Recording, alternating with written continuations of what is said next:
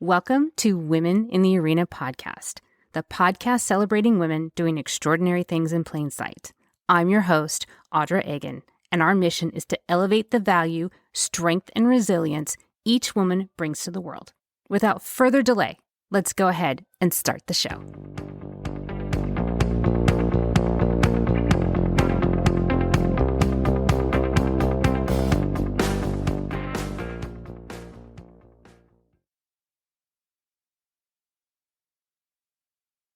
Welcome in, everyone, and thank you for joining me for Season 4 of Women in the Arena podcast.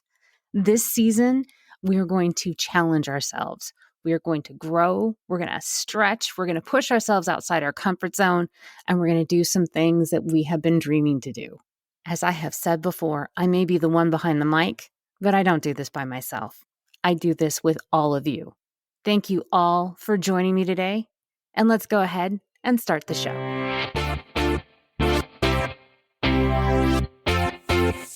Welcome in, everyone, and thank you for joining me again this week.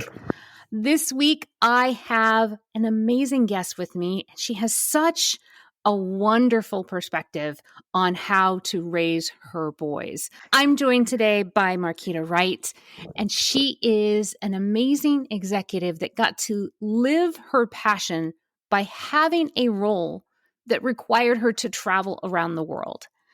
And she found that she also wanted to have more. So she and her husband got pregnant with twins.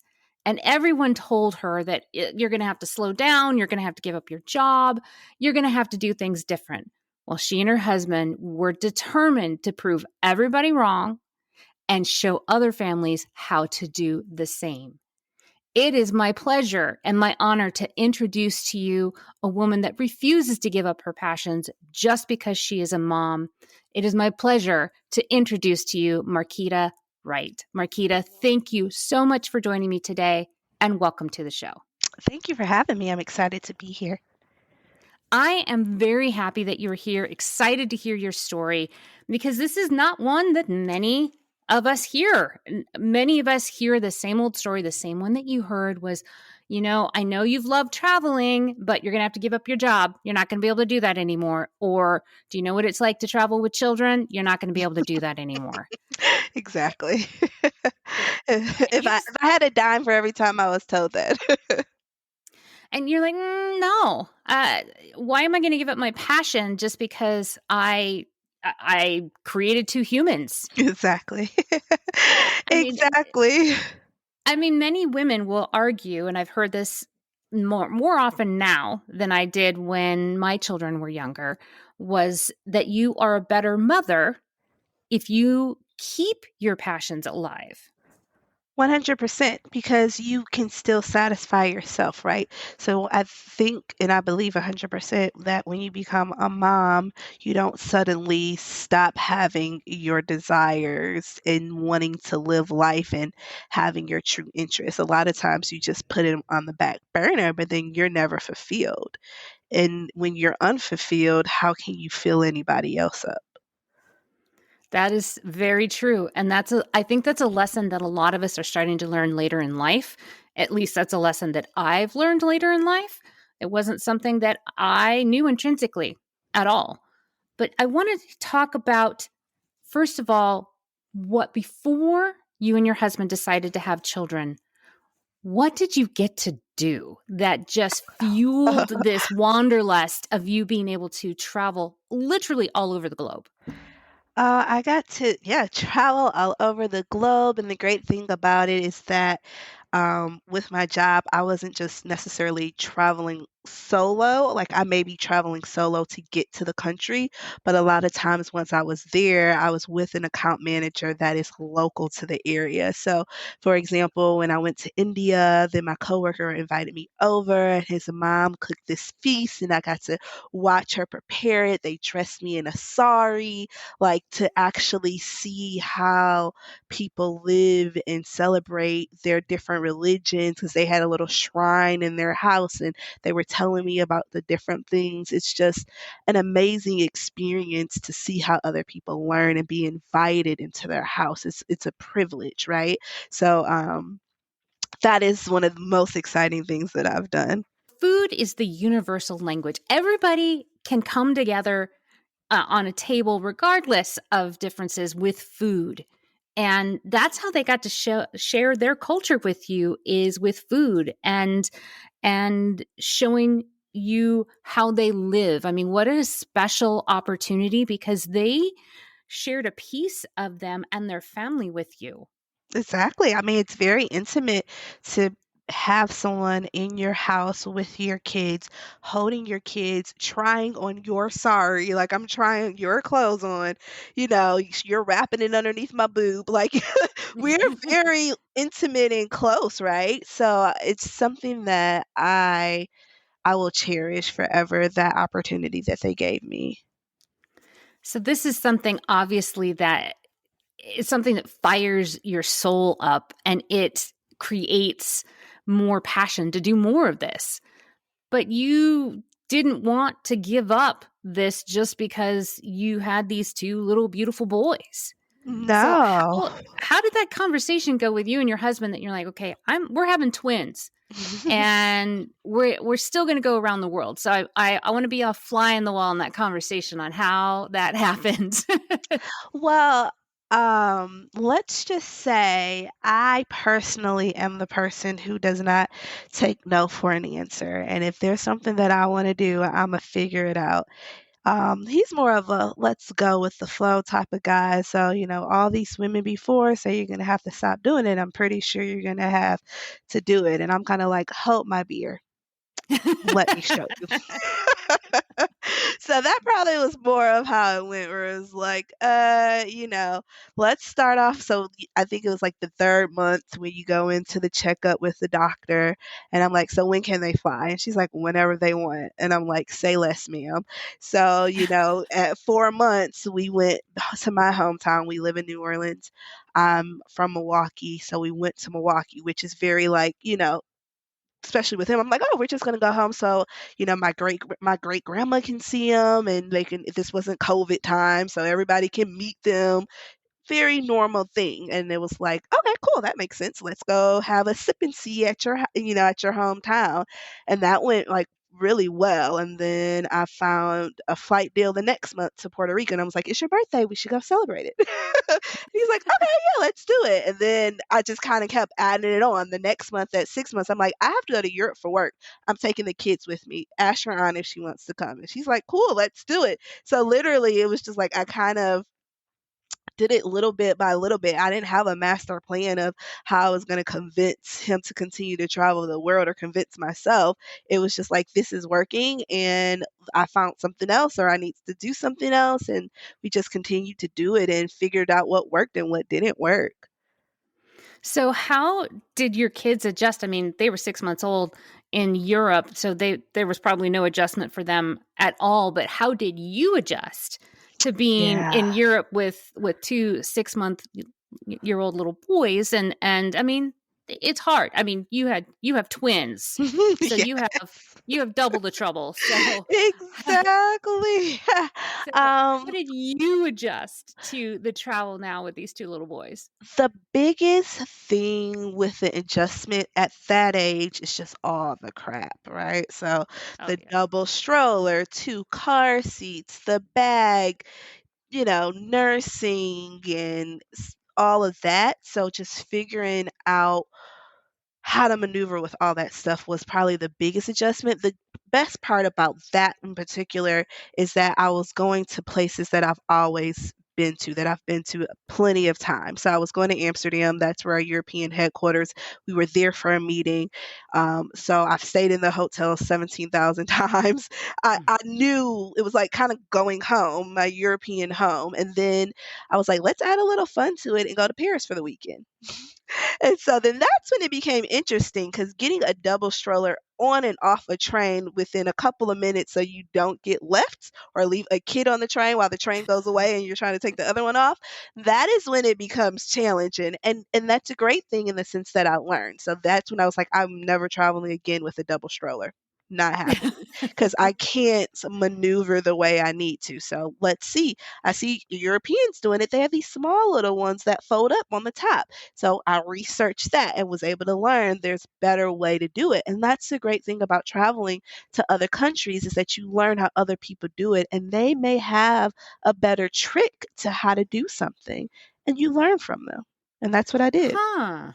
Huh. So you were learning along the way, Exactly. of because they might have a better way, and turns out they They did. sure did. Exactly. So, which is a great segue that we didn't plan. So that's perfect, by the way.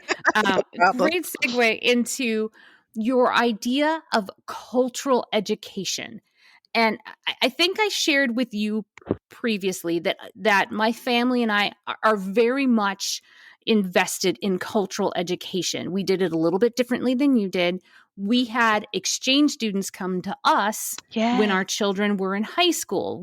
Because we wanted to show our children that kids are kids regardless of where they come from. Mhm. And so you took it a different direction of cultural education. So how did you start that process of educating your children, even at that young age, that kids are kids no matter where you go, and you also need to appreciate and learn from the differences? Yeah, I mean, and so I think it wasn't necessarily like a strategic plan, but it's more of the sense that they just get to interact with people that are different from them, and it's not a big deal. Like that is the key, I think, in cultural education is being used to being around other people that are different than you, and you're just like, oh, it's just the same. Where it's like, you're blonde, you're brunette, you're a redhead. Who cares? Like, so I think that is and that's kinda how my kids are, when they're with other people and in different cultures, they just, "Okay, with people." And so that is the key that I really want them to, like, get that sense of, is that we're all just people, and there's so many different similarities to us, and to appreciate those. And then the difference is to appreciate those too, right? Of what people may eat different, which, that's a big part of what we do even at home. We try to eat very different foods and get them used to that, so they're used to doing different things. There's just not one way to do it. So, I mean, I think that's the biggest thing about cultural education of learning, um, that our differences is just a small part of who we are. I think that is so important because it gives, at least I can speak from my point of view. Your children are not quite 3 yet. I think they turn 3 pretty They soon, turn if I'm not. 4 in March, yes, so Oh, they're 4 super in young. March. Yeah. Yeah, 4 in March. And like I said, I can only speak from my point of view because my kids are 24 and 21. So they That lived. yes, they lived. They appreciate that people are different and they have picked up different habits and different things from the kids that have come and lived with us. Here's a silly one. For example, our kids became addicted to Nutella before Nutella was a thing here in the U.S. Yeah, because it's because good our little stuff. it is good stuff because our little German girl, and shouting out to Anna right now because we still talk to her to this day. She brought Nutella with her, and they're like, "What in the world is this?" Exactly. So, what have your kids picked up from other cultures that they're like, "Oh my god, what is this?" And we need to have this all the time. So the biggest thing that recently we went to Peru in September, and the now his new thing is the 3-year-old. Well, both of them are three; they're twins, but. They're learning language and food and asking questions, and now finally to the point where you can actually have a conversation with them. And it's a thing that they watch on TV where it's like, "Do you like bananas? Do you like pancakes? Do you like banana pancakes?" So Now he's like, "Do you like this? Do you like empanadas? Do you like chocolate empanadas?" Right, like, just to see a three-year-old even saying the word empanadas and knowing what an empanada is, it's pretty just like, "Maybe I am doing something right." I love that you already know what it is and enjoy foods that are different than the normal American food. Well, speaking of American and our culture, when you and I got to speak earlier and get to know each other, you had explained to me that it was of the utmost importance that your sons learn how to be Black males outside of the US because it is a very different experience outside of our culture. So, can you explain to me just a little bit more about that? Expand on that because we live in this bubble Exactly. and we only know this bubble. So, Yeah, educate a us on what exists 100%. outside this bubble. So I want them to be able to see Black people for more than what America says they are. We are. They are as boys. And I want them to just know and experience the different things that we can do. So like I'm very much looking forward to the opportunity to be able to take them to the continent of Africa. So my husband and I have been to South Africa before pre-kids, and like for me, just the experience. First of all, it's absolutely gorgeous. Like the experience just to see this and to live it, I can't wait till they're able to experience that. But then even in seeing how Black people live in Europe, that there's even Black people in Asia, like we are everywhere, and this limited point of view that America puts on who Black people are is just ridiculous. And so I want them to be able to experience that and then able to get more of a holistic viewpoint of what they can do, all the history, like, the history of Black people from the beginning of times. Like, I can't wait till as they get older and like one day their eyes open up and they realize the BS the US really is in that perspective. I think it'll just be an enlightening opportunity for them. So, yeah, I really look forward to that. In your travels, what have you learned in other cultures on how the Black male and Black people in general, how are they viewed? I'm very curious about that. Yeah, and it really depends on the culture, honestly. So, for example, if you go to like an Asian culture or a Asian country, in my personal experience, it's more of they're like, "Oh my God, I've never seen someone who looks like you." They want to touch. They are literally like, "Can I take a picture with you?" Can I, you may feel someone like trying to touch your hair, and it's just they have literally never seen anyone that looks like you or have experienced someone around that, yeah, that looks like you. So it's not from a negative perspective at all. Like I haven't ever experienced like a malicious perspective. It's more of a curiosity of like, oh, I've seen it on TV, but you are here. Can I, yeah, take a picture with you? And they're really excited about it. So I think that is a perspective. But then it also shows you, for example, like when my friend and I were in Dubai, everyone there was extremely just nice and kind and helpful, except for the Eastern European men. So that shows you the ingrained racism and bias that started from the beginning with European white males, to be honest, right? So it Yep. shows that the history, and you show how history continues to play no matter where it's at. Like, you're a tourist, I'm a tourist. You can't belittle me as a tourist because this isn't your country either. But you feel as if you have the omnipresence and the power to try to belittle somebody else in a place that you don't belong either. Interesting. We're both Very, tourists staying at the exact same hotel. huh. I'd never thought of that before at So all. you I think feel it's that you can tell me what to do because of why? Because this isn't your country.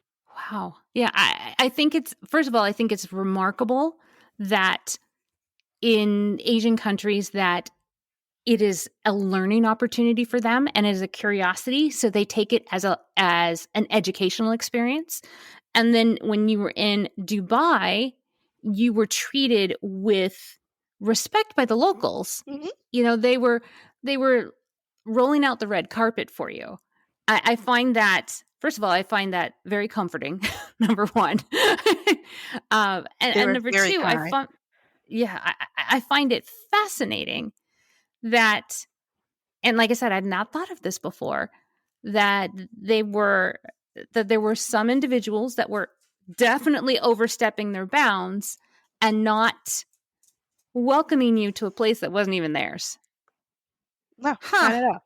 We're saying at the exact like, you have no power over me and you're no better than me because we're staying at the same hotel. Like, it's not like even, like, same hotel, we doing the same like, "Sir, I don't know how you think you could say anything to me." Yeah, I'm sure that you paid them no mind because they were also a guest, and guests shouldn't be behaving that way. No, not at all, but it teaches you, right? So it's, like, interesting. You start seeing these patterns of how people behave and the audacity of some people or the curiosity of other people based off of, just history and culture. So you're literally creating new inroads for your children to have a different point of view, a different perspective, and broaden their horizons, which it is what we all want to do, or what we should all want to do in this cultural education, is to be a good steward of your own culture and learn more about other cultures. Exactly, and it's not based off of hearsay, it's not based off of what someone else told you, it's based off of your personal experience, where that is the best way to form an opinion about something is how you've experienced it, not what someone else told you of, "Oh, you better be careful for these people because this is how these people act." Well, no, I went there and they were really nice to me. I don't know what you're talking about. Like, have you been? Oh, you just said that because that's what somebody else told you. Don't go to the Yeah, Middle East. Okay, cool. Got it. and you know what? And this is a different extreme. Uh, the first Before the first time I went to New York City, I was told all these things. New Yorkers are rude. There's just nothing but crime and pickpockets, and they aren't very welcoming. They're very cold. And you know what? I found all of that to be the exact opposite. The I have never met more nice, helpful people than in New York City. Indeed. And so it was just completely disproved everything that I was told. Exactly. And that's what I And want them to fight that. Like, so why do you say that? Have you been there? exactly, because it was hearsay. It was what they Exactly. heard. It was Exactly. what they heard. So I think it's beautiful that you are giving your children firsthand education as to what the world has to offer. And I don't even know if you've thought about this, what your children will do will then pay that forward by telling stories to their friends Mhm. about what the world looks like. Exactly. Instead of this tiny little American bubble that, the US is just one part of a very large melting pot. Exactly. 100%. And I can't wait till they're able to, be old enough and have the language to verbalize their experiences, like to overhear them tell a friend about their experience. It will be, pretty cool. You should write a book. Yeah, that's on the to-do list. That is on the to-do list.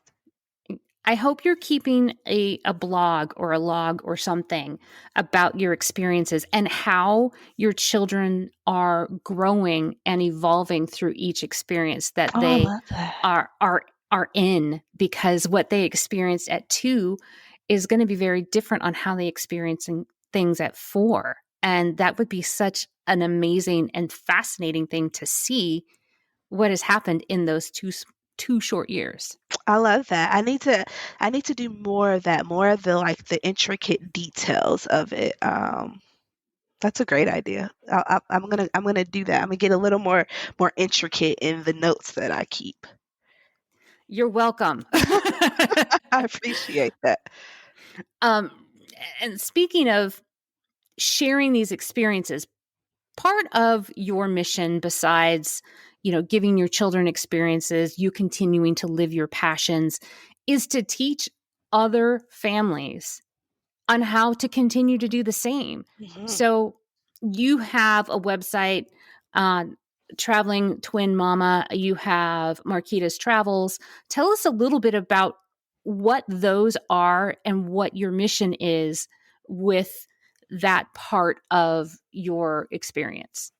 So the goal of the Traveling Twin Mama is to provide tips and inspiration to help women and families travel with confidence. So I think a lot of times the reason why people don't travel is because they're scared. They don't know where to go, they don't know where to start, they don't know if they can do it with kids, and if they are a mom, then they don't know if they can travel without their kids because there's mom guilt and your grandma gonna say, "Why you leave them babies?" Why, all of this extra stuff, right? So I want to give them the confidence to say, "Girl, you can travel with your kids, you can travel without your kids, you can travel with your man, your friend, whomever, like you can do it, and this is how. These are resources and tips on how you can make your wanderlust dreams come true, right? So that is kind of the main objective, and then also showing them that you don't necessarily have to do a family trip to Disney World for your kids to have fun. Like you can do activities that may not necessarily be, considered family friendly, but the kids still go, they still enjoy their experiences and they still learn, right? So that is really the intention behind the Traveling Twin Mama. So where's the strangest country, and I don't mean strange like weird, but where you wouldn't think, oh, this is a great place to take kids? I took them to Machu Picchu. They did Machu Picchu.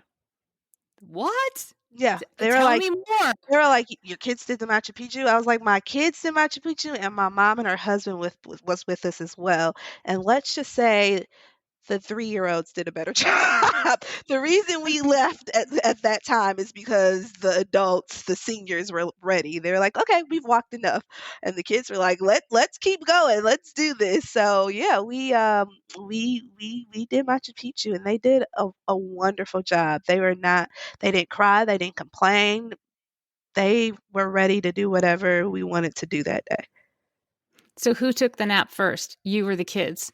Probably me. Like once we got back on the bus to get back on the train, I probably was asleep. Both my husband and I probably were asleep on the bus because there's a lot of hand holding and just making sure things go smoothly when you're hiking with 3-year-olds. So yeah, we probably were. And it's an early day. You got to leave super, super early so you can drive the hour to get to the train, to get to Machu Picchu. There's steps into it. So yeah, for sure, probably us. Brave, brave lady. I'm not Yes. sure. I'm not sure that I would attempt that with toddlers. To be quite honest, I'm not sure that I would attempt that by myself yet. You can Yet, do it. give me You time. plan it. So we did. So I had already have Machu Picchu planned, and then people were like, "What? You're crazy! You're taking your kids hiking? How about altitude sickness? Blah, blah, blah," all that. So I was like, you know what? That's fine. We'll go to Montana the month before, and we'll do go to Big Sky, and we'll go all the way up 11,000 feet. And we'll see how they do. And if they do fine, I'm not worried about Machu Picchu the next month. So we went to Montana. They hiked, the Yellowstone National Park. We went 1,000 feet, 11,000 feet up at Big Sky Mountain. They were fine. We all had a good time. So by the time we were going to Machu Picchu, I was like, oh, we're good. I'm You're not like, worried we about it. got this. Yeah, I'm like, I'm We not worried totally about got this at all. I'm a little worried about my mom, but I'm not worried about the this. kids. So you've been encouraging other families, other women to take their kids by themselves. What's the greatest feedback that you've gotten from these families that you've helped change their travel plans other than Disneyland? Yeah. So I just love when people respond in one or two ways of like, oh, I was scared to take my kids here. We did it and we just had so many memories. I'm already planning the next one. I'm like, yay, exciting. Or when, and I probably like this one a little more, where a mom messaged me like, thank you so much for giving me the encouragement and the confidence to take a mommacation. I went and got a hotel last night and I feel amazing. Oh, hold the phone. What's a mamacation? We So a need more. mommacation is when you choose to travel without your kids, and that can be for me. My mommacations is when I go by myself. So I'm going on a mommacation this weekend for my birthday, or a mommacation can be just me and my husband because I call that a vacation. But still, a lot of people are scared to just leave their kids for you and your husband or you and your partner to go somewhere. Or a mommacation can be a girls trip, right? It's just when you choose to be a mama from afar. So it's a vacation from your kids. Um, and a lot of people are afraid of that because of mom guilt, because of who's going to watch my kids. Are they going to do it how I normally do it? Will my kids miss me? Will I miss them? All are very, very valid things, but you still have to prioritize yourself. And sometimes taking a vacation away from your kids is what you need. So it's a recharge? That's what There this you go. mamacation is? Exactly. It's a recharge. Time for yourself to do whatever you feel like doing. So just between us girls. So have you ever or like you said like I can't. I can't. Have you ever gone and checked yourself into a hotel, just you, and spent a day, a weekend just decompressing because you have like had enough, the work, the husband, the kids? Have you ever done that? So it's usually like, oh, it's Mother's Day. Oh, it's your birthday. I'm like, I know what I want, a hotel. He's like, okay, I can get a babysitter and join you. No, no, no, sir. You are not invited. I want a hotel by myself. I'm I'm a gonna little order, jealous. yeah, room service or Uber Eats, and I'm gonna sit in a robe and I'm gonna watch Netflix. Make sure the hotel has Netflix. Do you get to sit and read a book like Yeah, uninterrupted? I have the book, I got my wine, I have my pizza that I ordered, and I'm sitting in my robe. And you get It's to eat amazing. it while it's hot? I'm eating it when it's hot. I'm drinking my wine out the bottle. It's perfect. It's great. So for the men that are listening, and I know that, and I do have an amazing male supportive audience. For the men that are listening, send your wife on a mom vacation. Oh God, you would be like the husband Send of her. the year. Just one, all you need is just one night, Just one just night. one. You just so you can do what you want. You can sit in the tub as long as you like without anybody pounding on the door. Exactly. She'll come back a new woman. Seriously, you come back and you're like, oh. So I think that's my like when I get those messages of like, I did it, I did it. I took a vacation without my kids. It was just at the hotel downtown, but I felt great. And I'm like, yay, girl, Exactly. do it. This is just another way of making yourself a priority and filling up your cup and making sure that you put on your mask first so you can put on everybody else's mask. 100%. So, Marquita, where can everybody find all of your travel tips and encouragement? Where's your website that they can go to and refer to? They can go to the Traveling Twin Mama, MAMA.com, and then the Traveling Twin Mama on Instagram. And if they have questions, can they reach out to you, DM you, email you, and ask you for advice or encouragement? Yeah, 100%. DM me is probably the easiest because the Traveling Twin Mama is very easy to remember. And then just message me, and I respond to all of the messages that I get.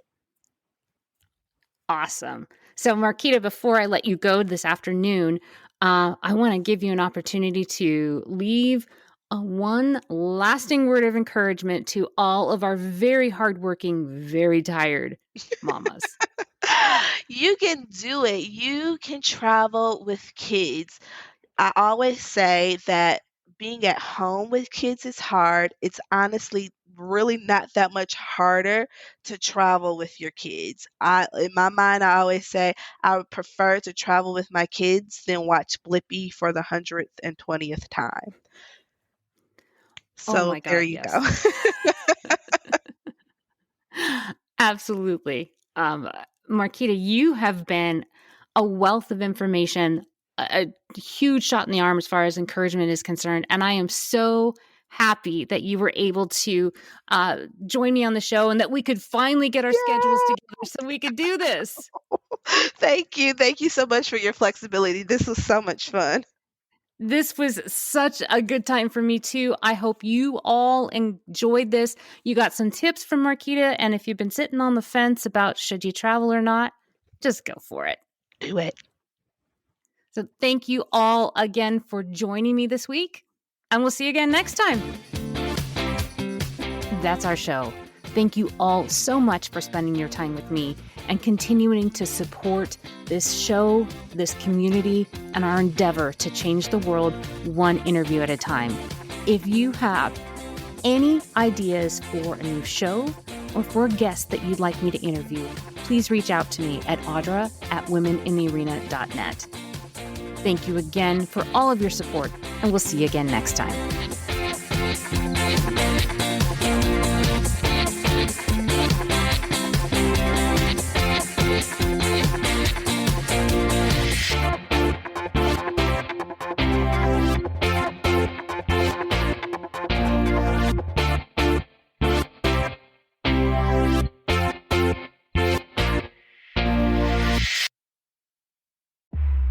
This is just the beginning.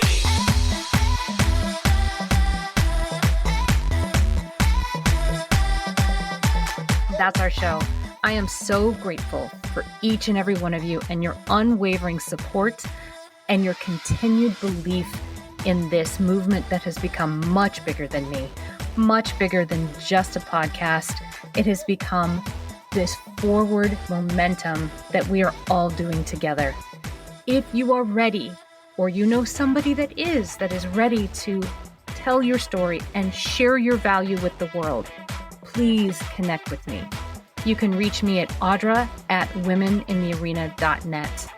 I am so honored and thankful that you will share your story with me, and I'll make sure that it is well taken care of.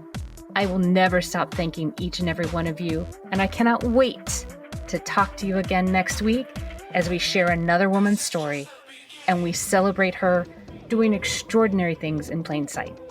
We'll see you next time.